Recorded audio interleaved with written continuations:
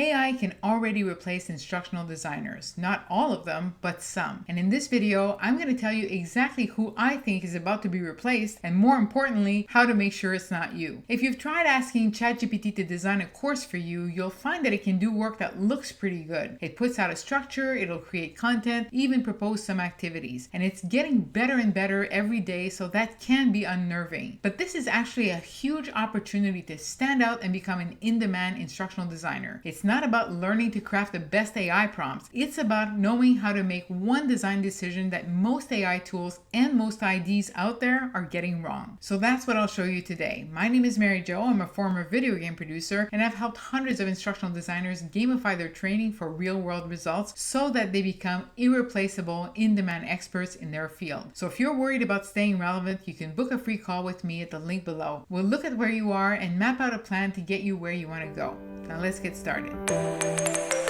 Let's address the elephant in the room. If your job is to take a pile of content from a subject matter expert, organize it into slides, and add knowledge checks to it, AI can do that faster than you, cheaper than you. You might have heard me call this the teach then test model. You give learners information, doesn't matter if it's video or a wall of text, and then you ask them to prove that they've received it. This is the default for most e-learning, and it has been from the start, and AI is very, very good at it. So if that's your job, you're right to be anxious. But teach then test was never effective training. People don't learn by receiving information and then vomiting it back. They learn by doing, by being put in a situation where they have to figure something out and solve the problem. That's what makes it stick. Think about any skill you have, that's how you actually developed it. But everything in corporate training pushes us towards the teach then test model. Tight deadlines, rigid templates, clients who hand you a 100-slide deck, compliance requirements that just need a checkbox, and companies who want to build a library of hundreds of courses at once. This whole model was built for speed, not behavior change. It was optimized for volume, not outcomes. So teach then test is the default, not because instructional designers don't know any better, but because the environment pretty much makes it the only viable path. So now you've got two reasons to go beyond that. A, it doesn't work, never did, and B, AI can do it for free. What you can do that AI can't is design for how people actually learn, and that doesn't have to take more time. If you want to make training that works and is engaging, you need to build a program made up of custom training activities that let learners figure out the solutions for themselves in a context that mirrors their real world and their real challenges, just like every time you've mastered something new. So the question that determines whether the training will work or not is, given this specific context,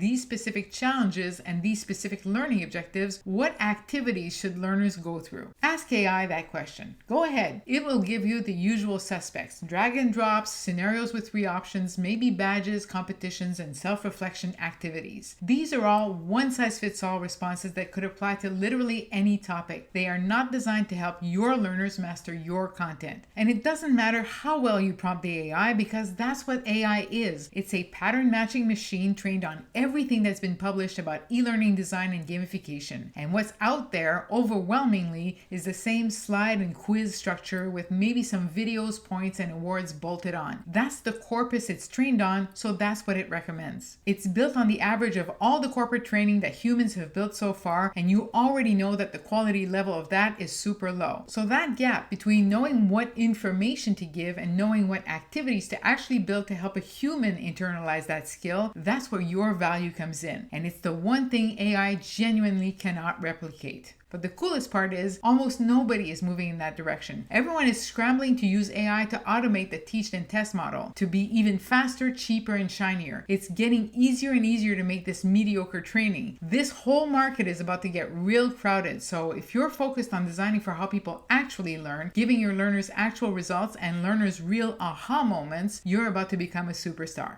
Okay, so AI cannot answer the most important question of what to build, but I'm not saying it's useless. Once you've made the critical design decision, once you know what you're building, AI becomes a powerful partner in executing that vision fast. Number one, it can generate example data. To take a really simple example, I built this matching activity where you have to pair great works of literature with their authors. Click one, click the other, the pair disappears, and you have to clear the whole screen. That mechanic, that structure, I came up with that. That's the container, but AI generated the data, the pairs of authors and their titles. That's the content. I designed the container, AI fills it. Number 2, prototyping. It's really useful to make a playable version of your idea as soon as possible to test if it works and put it in your client's hands quickly so that they get it. And you can use AI to vibe code a rough prototype. You just explain your idea to an AI tool and get something playable. So the idea is yours, and AI is really good at making it instantly testable. And by the way, you know those gimmicky programs I talked about recently where learners play Tetris before answering questions? Well, they're a perfect example of this. Someone takes an idea and AI builds it. This happens to be a bad idea, and AI can't tell you that or come up with the right one for you. That's where your unique value is. Another thing AI is really good at is if your activities are text heavy, AI is good at summarizing. So once you know what you want to accomplish, it can help you draft any supporting copy. The point is, you design, AI executes. It fills the containers that you devise. So what does this mean for your career?